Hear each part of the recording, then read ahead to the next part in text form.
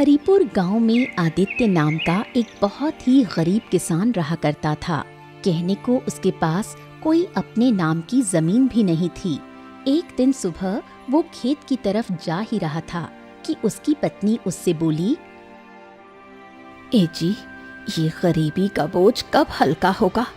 क्या हमें और बच्चों को हमेशा भूखे पेट ही सोना पड़ेगा? आज फिर वही हाल है, रसोई में एक चुटकी आटा तक नहीं। बताओ आज का दिन कैसे कटेगा? अरे भाग्यवान, तुम काहे इतना चिंता करती हो? आज हम खेत में फसल ही तो काटने जा रहे हैं। इतने दिन मेहनत के बाद आज हमारा फसल काटने का दिन आया। इस बार बस हमारी फसल अच्छे दामों में बिक जाए। हाँ भाग्यवान, उम्मीद तो है कि इस बार फसल बहुत अच्छे दामों में बिकेगी। खैर, अब जो होगा देखा जाएगा। चलो फिलहाल तो मैं चलता हूँ, देर हो गई तो सिर पर सूरज बैठ जाएगा। फिर तो भैया इतनी गर्मी की का कहें, फसल काटने में बहुत दिक्कत हो जाती है। चलो मैं तो चला खेत। इतना कहकर आदित्य खेत की ओर चला गया।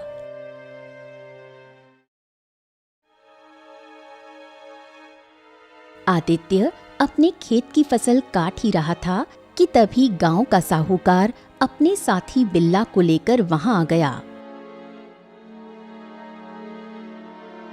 ए आदित्य, ए भैया, फसल को काटना वहीं पर तुरंत रोको। रोको रोको रोको रोको। का हो गया? ये का बात कर रहे हैं साहूकार जी? अरे अगर फसल नहीं काटेंगे तो फसल खराब ना हो जाएगी। अरे भैया आदित्य, आज तुम्हारी आखिरी तारीख थी कर्ज चुकाने की, जो कि तुम नहीं चुका पाए। इसीलिए तुम्हारा ये खेत, तुम्हारी ये फसल, अब सब मेरा है। याद रखना, कर्ज लेने से पहले तुमने एक सादे कागज पर अंगूठा लगाया था। उसी कागज पर कर्ज लेने की आखिरी तारीख लिखी हुई थी। ये सुनकर आदित्य रोने लगा। हाँ, अरे नहीं नहीं नहीं नहीं नहीं, साहूकार, तुम तो अच्छी तरह से जानते हो कि कुछ दिन बाद मेरी बिटिया राधा का विवाह होने वाला है। अगर तुम मेरा खेत फसल सहित मुझसे छीन लोगे तो मैं उसका विवाह कैसे करूंगा? साहूकार, कुछ तो समझो। राधा? अरे भैया, तेरी बिटिया की सुंदरता के चर्चे तो अक्सर मेरा नौकर बिल्ला बताता रहता है। क्या गुणगान करता है।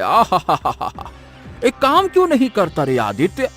राधा की शादी मुझसे करा दे, बदले में मैं तेरा सारा कर्ज माफ कर दूंगा। ये सुनकर आदित्य बुरी तरह से क्रोधित होकर साहूकार से बोला, ये का बकवास कर रहे हो साहूकार? तुम्हें शर्म आनी चाहिए। राधा तुम्हारी बिटिया की उम्र की है, पगला गए हो क्या? तभी बिल्ला ने आदित्य को धक्का मार दिया और आदित्य जमीन पर गिर गया और उसे खेत से बाहर निकाल दिया। आदित्य आंखों में आंसू लिए हुए अपने घर पर आ गया।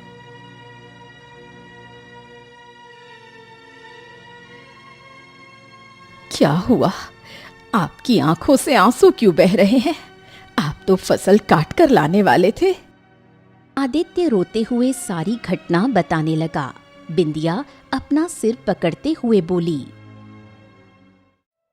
हे भगवान, कुछ दिनों बाद राधा का विवाह होने वाला है।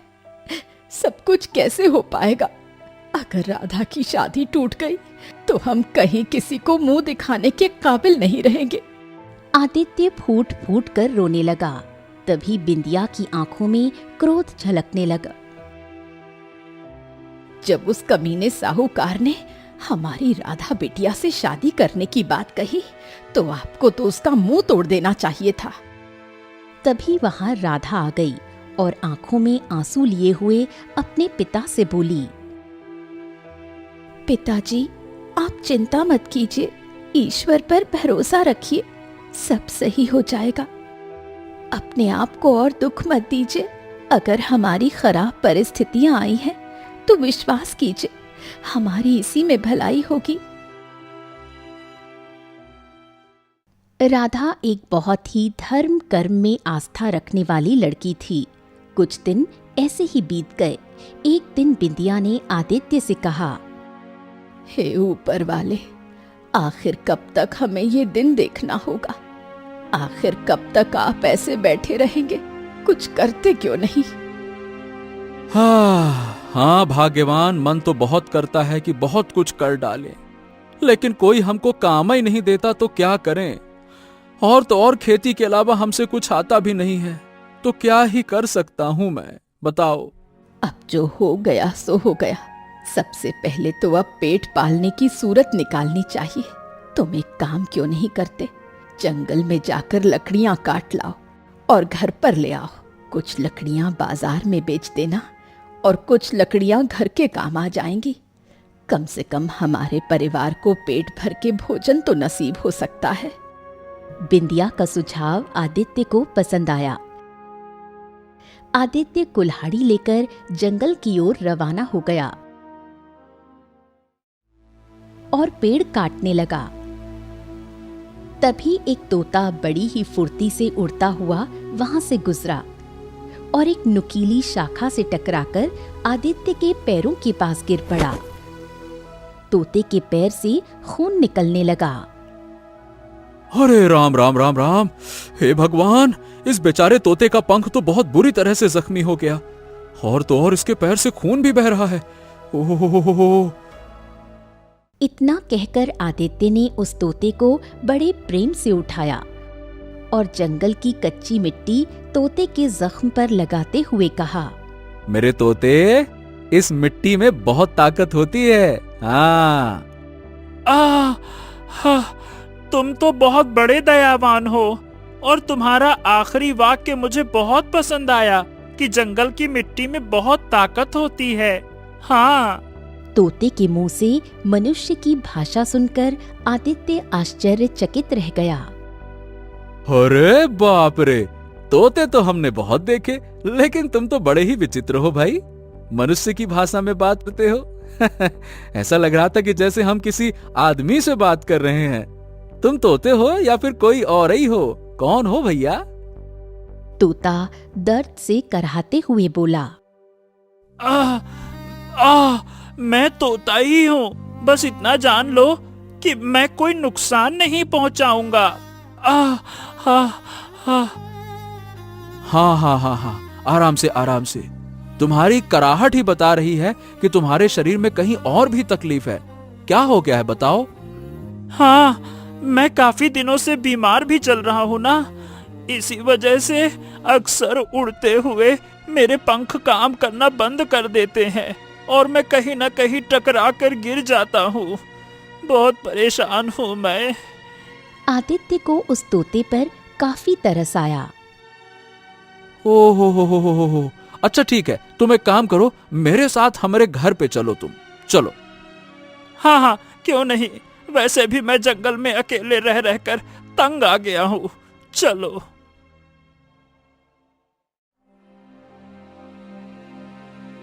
आदित्य तोते को घर ले आया और सारी घटना अपनी पत्नी बिंदिया और पुत्री राधा को बताई। बिंदिया आश्चर्यचकित होकर तोते की ओर देखकर कहने लगी, अब तुम्हें यहाँ पर चिंता करने की कोई जरूरत नहीं मिट्ठू। मिट्ठू नाम सुनकर तोता खुश हो गया। अरे, आपने तो मेरा नाम भी रख दिया। हमारे गांव में तो तोते को प्यार से मिट्ठू ही कहकर बुलाते हैं। क्या तुम मुझसे दोस्ती करोगे? हाँ, मैं तुमसे दोस्ती जरूर करूंगा। तुम तो बहुत प्यारी लड़की हो।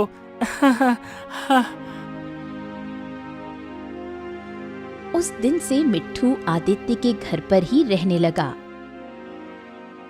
समय बीतने लगा और देखते ही देखते मिट्ठू आदित्य के परिवार के सदस्य की तरह बन गया। एक दिन मिट्ठू ने देखा कि आदित्य और उसकी पत्नी की आंखों में आंसू थे। मिट्ठू तुरंत आदित्य के पास जाकर बोला, क्या हुआ? तुम रो क्यों रहे हो? बताता हूँ मिट्ठू, अब तुमको बताने में क्या ही शर्म। अब तुम हमारे घर के सदस्य बन चुके हो। दरअसल हमारी बिटिया राधा का विवाह होने वाला था, लेकिन विवाह से ठीक पहले ही साहूकार ने हमसे हमारा खेत ही छीन लिया। क्या कहें। अरे बाप रे, लेकिन साहूकार ने तुम्हारा खेत तुमसे कैसे छीन लिया और क्यों छीना, बताओ। अरे अब क्या बताए, कुछ समय पहले हमारी पत्नी बीमार पड़ गई रही। हमारे पास धन नहीं था, इसीलिए हम कर्जा मांगने के लिए साहूकार के पास गए। साहूकार ने सादे कागज पर हमसे अंगूठा लगवा लिया, इस शर्त के साथ कि अगर मैं कर्ज नहीं चुका पाऊंगा तो एक सीमित तिथि के अंदर वो मेरे खेत पर अपना अधिकार ले सकता है। क्या कहे, हम कर्ज नहीं चुका पाए। जिस दिन फसल काटने का समय आया उसी दिन आखिरी तारीख थी। मैंने बहुत मिन्नत की, लेकिन साहूकार नहीं माना तो नहीं माना। ये सुनकर मिट्ठू बुरी तरह से क्रोधित हो गया। अरे ये क्या बात हुई, अगर साहूकार चाहता तो तुम्हें एक दिन की मोहलत तो और दे ही सकता था ना। तुम फसल बेचकर उसका कर्ज चुका सकते थे, और क्या। हाँ, सब जानता हूँ मैं, एक दिन की मोहलत तो दे ही सकता था। अरे वो मोहलत देना तो छोड़ो, उल्टा वो मेरी पुत्री पर बुरी नजर रखता है। कमीना कह रहा था कि राधा का हाथ उसको दे दें तो हमारा कर्ज माफ कर देगा। अब तुम ही बताओ मिट्ठू, मैं अपनी जवान पुत्री को एक बूढ़े अय्याज साहूकार के हवाले कैसे कर सकता हूँ। ऐसा पिता नहीं हूँ मैं। मिट्ठू उन दोनों की बात सुनकर गहरी सोच में डूब गया और कुछ देर बाद बोला, बस बस बस बस, चुप हो जाओ, चिंता मत करो। मैं बीमार था और घायल होकर तुम्हारे पैरों पर गिरा। तुमने तो बहते हुए खून को मिट्टी लगाकर उसका इलाज किया और मुझे घर लाकर मेरी सेवा की। हाँ, अरे भैया तुम एक तोता हो, तुम हमारी मदद कैसे कर सकते हो। अच्छा ऐसा क्या। मुझे हल्के में मत लो, मैं जंगल में ही रहता हूँ और जंगल के बहुत से रहस्यों को जानता हूँ। हाँ, तुम बस मेरे साथ चलो, चलो चलो आ जाओ। इतना कहकर मिट्ठू आदित्य को जंगल की गहराई में ले गया। जंगल के एक अनजाने हिस्से में आदित्य ने देखा कि वहां पर ढेर सारी जड़ी बूटियां उगी हुई थीं। ए मिट्ठू, यहाँ तो बहुत सारी जड़ी बूटियां उगी हुई हैं। हाँ वही तो, ये जड़ी बूटियां तुम्हारे लिए किसी खजाने से कम नहीं हैं। हैं? और वो कैसे? अरे मैं जानता हूँ ना कि कौन सी जड़ी बूटी किस बीमारी में काम आती है। तुम इन जड़ी बूटियों को तोड़ लो, मैं तुम्हें रात के समय एक एक जड़ी बूटी का रहस्य बता दूंगा कि वो किस बीमारी में काम आती है। ये जड़ी बूटियां एक तरह से जादुई हैं जो बीमारी का नामो निशान मिटा देंगी। इस तरह से तुम कम समय में बहुत अधिक धन कमा सकते हो। हाँ हाँ, ये बात तो तुमने बिल्कुल सही कही, 100%। और इस तरह से हमारे गांव में हमारा मान सम्मान भी बढ़ जाएगा। हाँ। आदित्य ने ढेर सारी जड़ी बूटियां तोड़ी और मिट्ठू के साथ घर लौट आया। रात के समय मिट्ठू ने आदित्य को उन जड़ी बूटियों के सारे प्रयोग समझा दिए।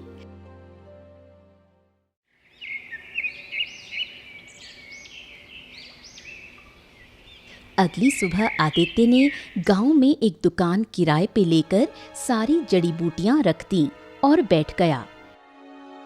इत्तेफाक से वहां से साहूकार गुजर रहा था। साहूकार ने आदित्य को वहां बैठा देखा तो चौंक गया। अरे क्या हुआ आदित्य, लगता है खेती वेती छोड़कर अब वैद्यगिरी शुरू कर दी है। क्यों भैया, इतनी जड़ी बूटियां कहाँ से तोड़कर लाए हो? जाओ अपने काम से काम रखो साहूकार, तुमने हमारा खेत छीन लिया तो मैं कोई और रास्ता तो ढूंढूंगा ही ना। ए भैया, मैं इस गांव का साहूकार हूँ और अच्छी तरह से जानता हूँ कि तुम कोई वैद्य नहीं हो और ना ही तुमने वैद्य की कोई शिक्षा हासिल की है। तुम जरूर अपनी खराब जड़ी बूटियों से किसी न किसी को और ज्यादा बीमार कर दोगे। अगर ऐसा हुआ तो फिर मैं तुम्हें और तुम्हारी पत्नी को धक्के देकर बाहर निकाल दूंगा और राधा को जबरदस्ती अपनी पत्नी बना लूंगा, बता रहा हूं मैं। बड़ा आया वैद्यगिरी करने। इतना कहकर साहूकार आदित्य का मजाक उड़ाते हुए वहां से चला गया। मिट्ठू क्रोधित होकर आदित्य से बोला, चिंता मत करो आदित्य, बस तुम देखते जाओ तुम्हारा समय कैसे बदलेगा। उस दिन आदित्य के पास कोई भी नहीं आया।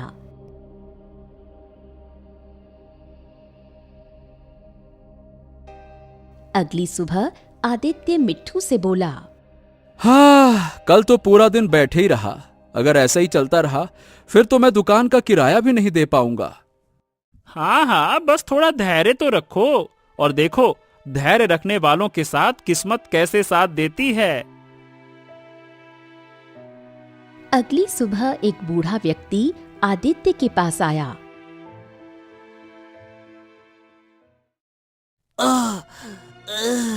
अरे भैया, मेरे पैरों में वर्षों से दर्द है। हर जगह के वैद्य को दिखा चुका हूँ, लेकिन कोनो आराम ना मिला। सोचा चलो अब तुम्हारे पास भी आकर देख लेते हैं कौन सी जड़ी बूटी है। लाओ दे दो, कुछ हो तो मेरे लिए। आदित्य ने उसे एक जड़ी बूटी दी। वो व्यक्ति जड़ी बूटी लेकर चला गया। अगली सुबह वही बूढ़ा व्यक्ति दौड़ता हुआ आदित्य के पास आया। हाँ, अरे तुम्हारी जड़ी बूटी जब से मैंने अपने पैरों में इस्तेमाल की है, तब से मैं अपने पैरों को बिल्कुल वैसे ही महसूस कर रहा हूँ जैसे कि जब मैं 17 वर्ष का जवान व्यक्ति था। बहुत बढ़िया, बहुत बढ़िया।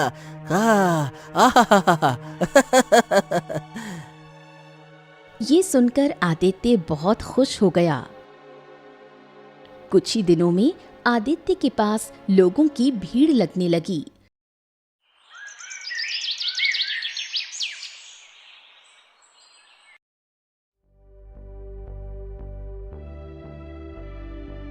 हाँ, मर्ज तो जड़ से खत्म हो गया भैया।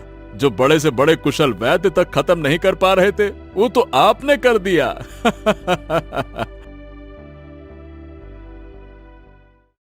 कुछ ही दिनों में आदित्य अपने गांव का कुशल वैद्य बन चुका था। उसकी प्रसिद्धि के चर्चे दूर दूर तक फैलने लगे। आदित्य की गरीबी समाप्त हो चुकी थी। अब उसके पास एक बहुत अच्छा घर था और उस घर में काम करने वाले नौकर चाकर भी थे।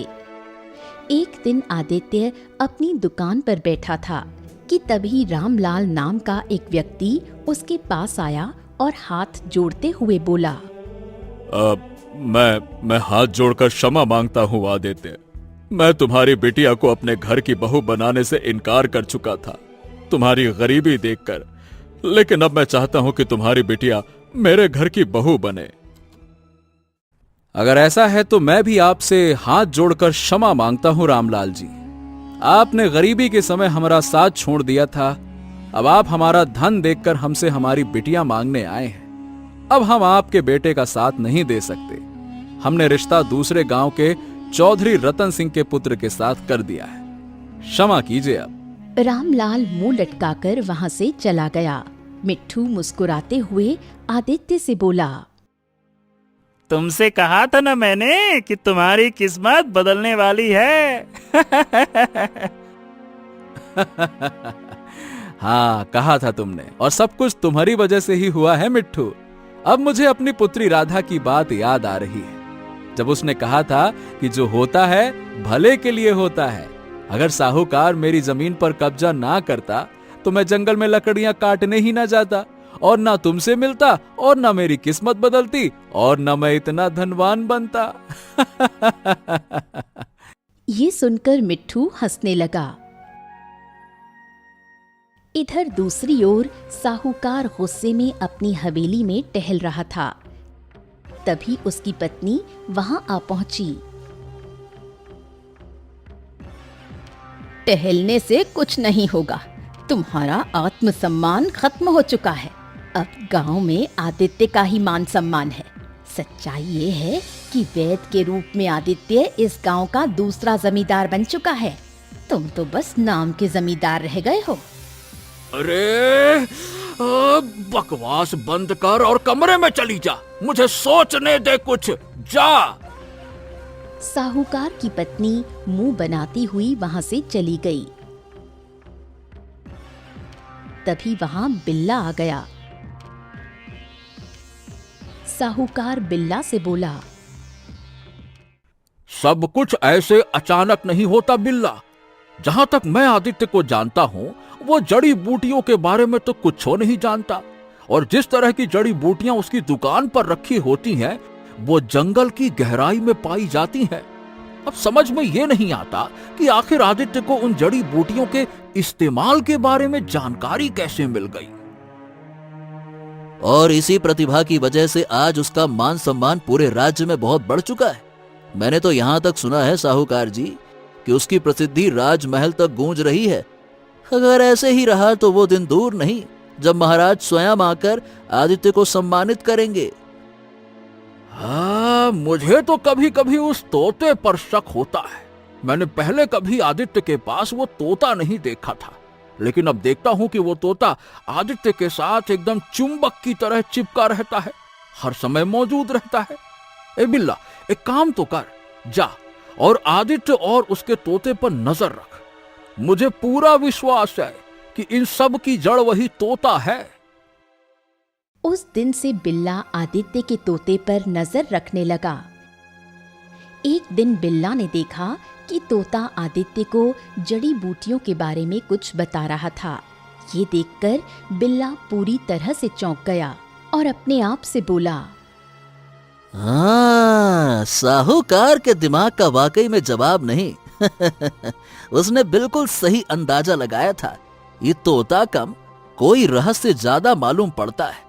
अब एक तोता भला इतनी साफ अल्फाज में इंसानी भाषा में बात कैसे कर सकता है। बिल्ला दौड़ते हुए साहूकार की हवेली की तरफ चल पड़ा। बिल्ला साहूकार के पास जाकर सारी घटना बताते हुए बोला, अरे साहूकार जी, मैंने तो अपनी आंखों से देखा। हाँ, अरे वो तोता एक एक जड़ी बूटी के उपयोग के बारे में बता रहा था, और वो भी इंसानी आवाज में। बताइए भला।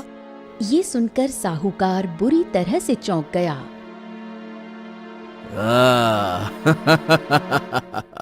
यानी कि मेरा शक सही निकला बिल्ला। अब कैसे भी करके उस तोते को पकड़कर यहाँ ले आ। अरे लेकिन आप उस तोते का करेंगे क्या? अरे करेंगे क्या, मैं उससे पूछूंगा कि आखिर वो जंगल की किस गहराई से जड़ी बूटी तोड़कर लाता है, और मैं उससे जड़ी बूटियों के उपयोग के बारे में भी जानूंगा। आदित्य तो मूर्ख है जो इतना सब कुछ जानने के बाद भी केवल इतना ही धन कमा पाया। अगर उसके स्थान पर मैं होता तो मेरे पास इतना धन होता कि मेरी पीढ़ियां बैठकर खाती। ये सुनकर बिल्ला मुस्कुराने लगा। हाँ, चिंता मत कीजिए। शाम को आदित्य कुछ देर के लिए घर से बाहर सब्जी खरीदने जाता है। उस वक्त तोता उसके साथ नहीं होता, मतलब वो घर पर ही होता है। बस इसी मौके का फायदा उठाकर उस तोते को पकड़कर मैं यहाँ ले आऊंगा आपके पास। शाम को बिल्ला आदित्य के घर के बाहर नजर रखने लगा। जैसे ही आदित्य घर से बाहर निकला और बाजार की ओर रुख किया, बिल्ला तुरंत उसके घर में घुस गया। उस समय तोता राधा से बातें कर रहा था। राधा बिल्ला को देखकर बुरी तरह चौंक गई। तभी वहां बिंदिया आ गई। तुम यहाँ क्या कर रहे हो? इतना कहकर बिंदिया मिट्ठू के सामने आ गई। बिल्ला ने बिंदिया को धक्का दे दिया। वो तुरंत गिर गई और बेहोश हो गई। बिल्ला मिट्ठू को कसकर पकड़कर वहां से बाहर भाग गया। राधा तुरंत अपनी माँ के पास गई और बोली, माँ, होश में आओ। तभी वहां आदित्य आ गया। क्या हो गया? राधा रोते हुए सारी घटना बताने लगी। आदित्य की आंखों में खून उतर आया। साहूकार, अब मैं कोई गरीब आदमी नहीं हूँ। अब मैं तुझे जीवित नहीं छोड़ूंगा। हाँ। इतना कहकर आदित्य सीधे साहूकार की हवेली की ओर दौड़ पड़ा। इधर साहूकार तोते से बोला, अरे तोते, सीधी तरह से मुझे बता कि तू जड़ी बूटियां जंगल के किस हिस्से से लाता है। मुझे वहां ले चल और उसके उपयोग के बारे में बता। चल। नामुमकिन, नामुमकिन, नामुमकिन। मैं बिल्कुल नहीं बताऊंगा। मैं जानता हूँ कि तुम उसका गलत इस्तेमाल करोगे। तुम उसकी मुंह मांगी कीमत वसूल करके धनवान बनोगे। लालची हो तुम, लालची। जबकि आदित्य बहुत ही उचित दामों में लोगों का इलाज करता है और कई बार तो मुफ्त में भी करता है। ए तोते, ज्यादा मुंह मत चला। आखिरी बार चेतावनी देता हूँ, नहीं तो मैं तेरी गर्दन मरोड़ दूंगा, टेटुआ दबा दूंगा तेरा। बता। तुम चाहे तुम मेरी जान ले लो, लेकिन मैं तुम्हें नहीं बताऊंगा तो नहीं बताऊंगा, बस। तभी वहां आदित्य आ गया। ए साहूकार, मेरे मिट्ठू को छोड़ दे चुपचाप।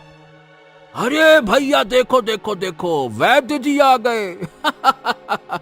ठीक है भैया, छोड़ देता हूँ। लेकिन अगर मिट्ठू मेरी बात नहीं मानेगा तो भैया वो तेरी भी बात नहीं मानेगा, क्योंकि मैं उसे जीवित नहीं छोड़ूंगा। हाँ। तभी वहां साहूकार की पत्नी भी आ गई। बिल्कुल सही कर रहे हैं आप। एक तोते की इतनी हिम्मत जो आपकी बात मानने से इनकार कर दे। साहूकार ने तोते की गर्दन मरोड़ दी। मिट्ठू दर्द से चीखने लगा। साहूकार ने मिट्ठू को जोर से जमीन पर पटक दिया। अगले ही पल एक तेज धमाका हुआ और रंग बिरंगी रोशनी में वो तोता एक सुंदर राजकुमार में परिवर्तित हो गया, जो घायल अवस्था में पड़ा था। ये देखकर आदित्य और साहूकार बुरी तरह चौंक गए। ऐसे मत देखो आदित्य, मैं एक श्रापित तोता था। बरसों पहले मैं भी साहूकार की तरह ही सोच रखता था। एक दिन मुझे पता चला कि एक साधु के पास जड़ी बूटियों का अद्भुत ज्ञान है। मैं बुरे इरादे से उस साधु के पास गया और उसे घायल कर दिया। साधु ने मुझे श्राप देकर एक तोते में परिवर्तित कर दिया। मैं परेशान हो गया, खूब रोने लगा। मुझे अपनी गलती का एहसास हुआ। तब साधु ने कहा कि जिस दिन कोई ऐसा व्यक्ति तुझे बचाएगा जिसका मन सोने के जैसा शुद्ध होगा, तो तेरे श्राप टूटने की संभावना शुरू हो जाएगी। और यदि तेरे जैसे सोच रखने वाले किसी व्यक्ति के हाथों तू घायल हो गया, तो उसी दिन तू पूरी तरह से मुक्त हो जाएगा। पर याद रख, श्राप से मुक्ति के बाद तेरे जीवन की अंतिम घड़ी होगी। बस आज वही दिन है। और हाँ, अब मुझे समझ में आ गया कि मैं कितना स्वार्थी था। साधु ने यह भी कहा था कि वो मुझे एक शक्ति देगा। श्राप से मुक्त होने के बाद मैं किसी को भी उसके दोष के मुताबिक सजा दे सकता हूं।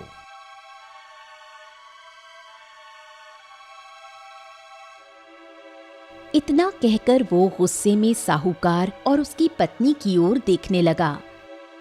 अगले ही पल इस शरीर में आग लग गई और वो जलकर राख हो गए। मुझे कोई गम नहीं। मुझे श्रापित हुए हजारों वर्ष बीत चुके हैं। अब न मेरे वंश का कोई बचा है, न मेरा कोई राजमहल है, न राजपाट। लेकिन मुझे इस बात की खुशी है कि मुझे अंततः मुक्ति मिल गई। इतना कहकर राजकुमार ने दम तोड़ दिया। गांव वाले साहूकार की सच्चाई जानकर उसकी निंदा करने लगे। देखते ही देखते आदित्य पूरे राज्य का एक कुशल वैद्य बन गया।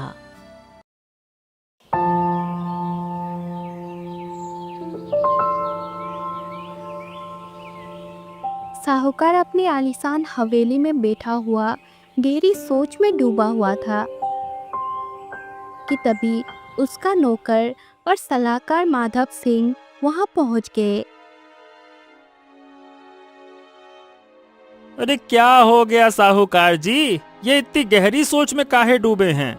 हमने आपको कभी इस तरह से तो ना देखा। अरे तुम तो जानते हो माधव कि मैं कितना महत्वाकांक्षी हूँ। इसमें तो कोई शक नहीं है मालिक। साहूकार ने क्रोधित होकर माधव की ओर देखा और दांत पीसते हुए कहा, अरे मैं जो भी काम करता हूँ करने से पहले तुमसे सलाह मशवरा करता हूँ, लेकिन तुम हमेशा उल्टी सीधे सलाह मशवरा देते हो। आज तक तुम्हारा कोई भी परामर्श मेरे काम नहीं आया। ये सुनकर माधव चौंक पड़ा और थोड़ा पीछे हटकर बोला, ये कैसी बातें कर रहे हैं साहूकार मालिक? देखिए, अगर इस गांव के लोग आपसे डरते हैं तो केवल और केवल इस माधव की वजह से। हाँ हाँ, वो सब ठीक है, पर तुम जानते हो कि मेरा मकसद कितना ऊंचा है। मैं इस संसार पर शासन करना चाहता हूँ, वो भी बगैर युद्ध किए, और मैं इस राज्य का राजा बनना चाहता हूँ, वो भी बगैर एक बूंद खून बहाए। अब तुम मुझे बताओ कि ये सब कैसे संभव हो सकता है? साहूकार की ये बात सुनकर माधव गहरी सोच में डूब गया। कुछ क्षणों के बाद उसने धीमे स्वर में कहा, एक उपाय है मालिक। हमारे गांव की सीमा के पास में जो खंडहर है, उसके भीतर एक साधु वर्षों से पता नहीं कौन सी तंत्र क्रिया में लीन है। सुना है कि उसके पास विचित्र किस्म की जादुई शक्तियां हैं। वो इस मामले में तुम्हारी मदद कर सकता है। ये सुनकर साहूकार चौंक गया और बोला, वाह माधव वाह, तुम ही तो हो मेरे सच्चे सलाहकार। चलो तो हम आज ही उसके पास चलेंगे।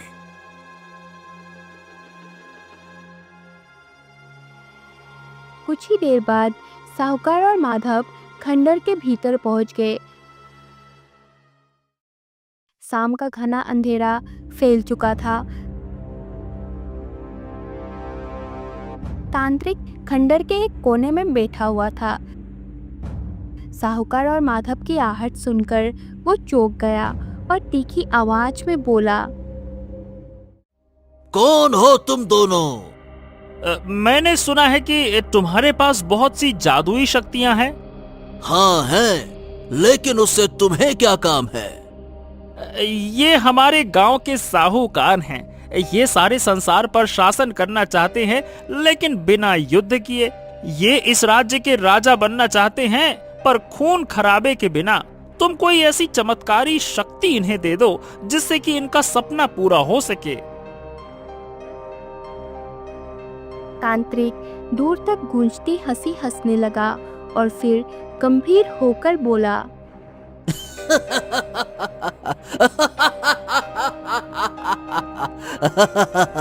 बिल्कुल सही समय पर आए हो तुम लोग। मैं भी इसी सोच में डूबा था कि मैं उस कार्य को कैसे पूरा करूं। कौन सा कार्य? मेरी बात ध्यान से सुनो। आज विचित्र अमावस्या की रात है। चंद्रमा की छाया तक इस धरती से गायब हो चुकी है। यहाँ से कुछ ही दूर एक पुराना मंदिर है। मैं वर्षों से एक मणि को पाने का प्रयास कर रहा हूँ, और आज रात वो मणि उस मंदिर के भीतर प्रकट होगा। परंतु मैं चाहकर भी वहां प्रवेश नहीं कर सकता, क्योंकि मैं काली शक्तियों का स्वामी जो हूं। लेकिन तुम एक साधारण मानव हो, इसीलिए तुम वो मणि प्राप्त कर सकते हो। इस मणि से मुझे क्या लाभ होगा? उस मणि की खासियत यह है कि जब तक वो मणि तुम्हारे पास रहेगी, हर व्यक्ति, हर प्राणी केवल तुम्हारा आदेश मानेगा, केवल तुम्हारा, सिवाय मेरे, क्योंकि मैं काली शक्तियों का मालिक हूं। तुम वो मणि ले आओ और सबसे पहले अपने गांव पर कब्जा करो, गांव के राजा बनो। फिर आगे का मार्ग मैं तुम्हें दिखाऊंगा।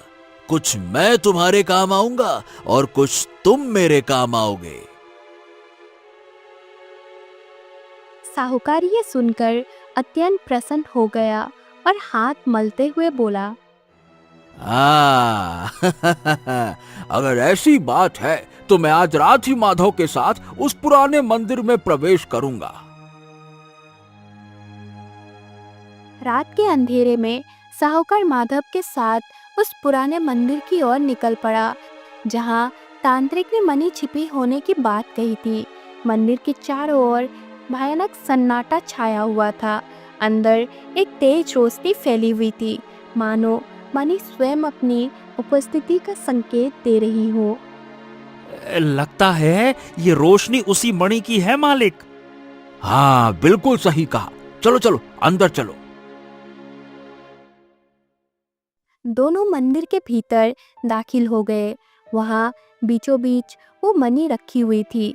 साहूकार ने मणि उठाई और माधव के साथ सीधे तांत्रिक के पास पहुंच गया।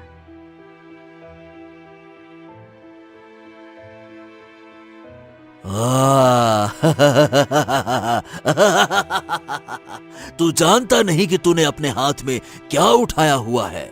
इस मणि के लिए मैंने वर्षों तपस्या की है। अब जाकर ये हाथ आई है। अब जा, इसे लेकर अपने गांव चला जा और इस मणि से तू किसी भी मनुष्य से अपनी बात मनवा सकेगा, क्योंकि कोई भी तेरे खिलाफ बोल नहीं सकेगा। अगली पूर्णिमासी को मैं तेरे घर पर आऊंगा और फिर तुझे बताऊंगा कि आगे क्या करना है। साहूकार खुश होकर माधव के साथ गांव लौट गया।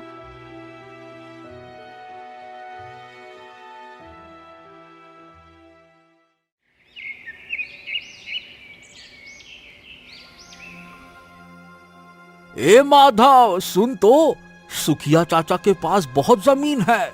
मेरी हमेशा से उस पर नजर थी, पर राजा से उनके अच्छे संबंध के कारण मैं कुछ कर नहीं पाया। अरे तो देर किस बात की है मालिक, चलिए खेत अपने नाम करवा लेते हैं।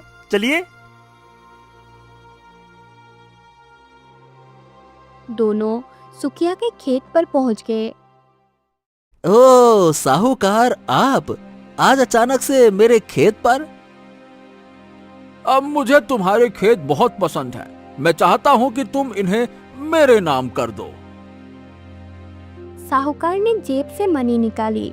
मणि की चमक से सुखिया सम्मोहित हो गया। ये सारे खेत आज से आपके हैं। कहो तो अभी अंगूठा लगा दूं? माधव ने तुरंत सादा कागज निकाला और सुखिया ने उसमें अंगूठा लगा दिया। ये लो भैया, अब से सारे खेत मेरे हो गए और अब से तुम सिर्फ मेरा आदेश मानोगे। ठीक है, जैसा आपका आदेश। साहूकार जी, ये तो चमत्कार हो गया। हाँ रे माधव, ये मणि तो वाकई जादुई निकली। सुबह के ठीक 4 बज रहे थे। चारों तरफ सन्नाटा था, लेकिन काव्या अपने घर के काम कर रही थी। मेरी किस्मत ही खोटी थी। जिस दिन इस घर की दहलीज पर कदम रखा, उसी दिन अपनी आज़ादी और मुस्कान दोनों खो दी। ये ससुराल नहीं, मेरे लिए एक जेल बन गया है। यहाँ मुझे बहू नहीं, बस एक ऐसी मशीन समझा जाता है जिसमें जान नहीं होती। तभी उसकी सास शारदा वहाँ पर पहुँच जाते हैं। अरे ओ ओस की बूंद, अभी तक बर्तनों से ही खेल रही है। सूरज सिर पर आने वाला है, जल्दी हाथ चला। इन बर्तनों के बाद तुझे पूरे घर का फर्श धोकर चमकाना है, जैसे तेरा चेहरा चमकता था ना उस ठेले पर। और याद रखना, आज साबुन कम इस्तेमाल करना, बहुत महंगाई है। जी माँ जी, बस थोड़ा सा काम बाकी है, फिर झाड़ू पोछा भी कर दूंगी। जल्दी कर, वरना आज का नाश्ता नसीब नहीं होगा। शारदा की जाने के बाद काव्या की आंखों में आंसू आ गए। उसे याद आया कि कैसे वो पहले अपने पाव भाजी और टिक्की के स्टॉल पर रानी की तरह रहती थी। रोहन वहीं आया करता था, उसकी तारीफें करता था। उसने सोचा था रोहन उसे एक बेहतर जिंदगी देगा, पर उसने तो उसे नौकरानी बना दिया।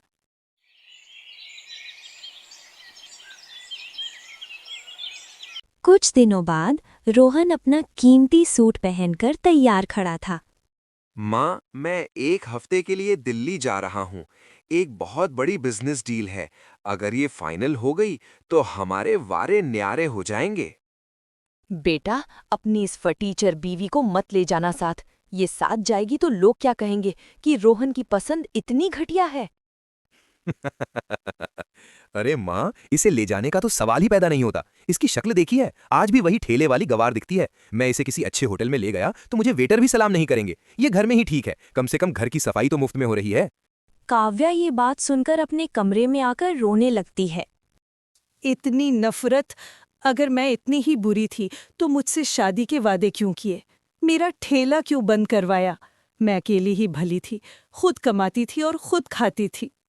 काव्या के दिमाग में एक विचार आता है, ये लोग मुझे घर की मुर्गी समझते हैं ना, अब मैं वही करूंगी जो मेरा मन कहता है। रोहन बाहर है, सासू माँ खर्राटे मार रही हैं, मेरा पुराना ठेला अब भी उस पुरानी झोपड़ी में धूल फांक रहा है। मैं रात के अंधेरे में फिर से काम शुरू करूंगी, किसी को पता नहीं चलेगा और मुझे फिर से वही पुराना एहसास मिलेगा।